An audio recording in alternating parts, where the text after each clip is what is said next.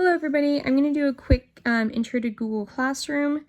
If you sign into Google Classroom, your classes are going to pop up. You're going to click on the classroom that you want, and the first thing that comes up is Stream. On the iPad, it's down here. It automatically comes up. The thing with Stream is it's going to post the most recent posts first. They're going to post them at the top, and the oldest ones are going to go to the bottom. So if you're signing in later, sometimes it's a good idea to go through the older posts to see what the teacher has said. So this is Stream. If you have a class comment, you can post in one of these sections. For example, this morning during the live class, the students who were on computers were able to click the link that's posted up here. However, on the iPad, that link isn't there. So that would have been a good place for someone to write a class comment to be like, Ms. Ballard, the link isn't showing up on the iPad because, again, the computer view is different.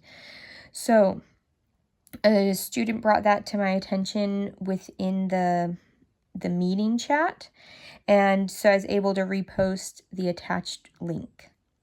Now, if you're looking for specific assignments, you can go to classwork, and again on the iPad it's down here at the bottom.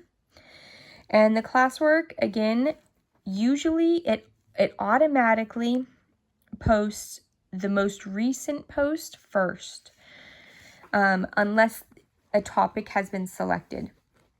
So I have a topic for Revolution K-12, so anything to do with Revolution K-12 is posted here.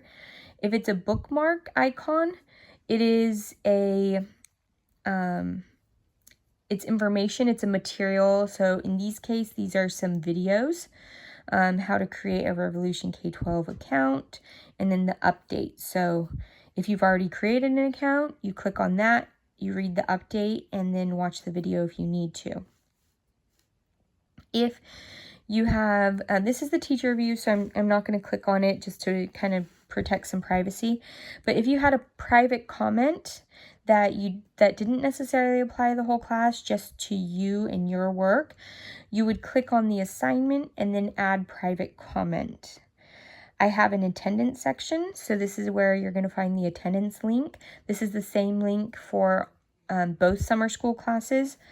Make sure you take attendance once a day. You don't need to do it for each class, just once is fine. And then I have a section for Science Journal. So as we do more things in Science Journal, the assignments will be posted there. So I hope this is helpful. I hope it makes a little more sense. Have a wonderful day.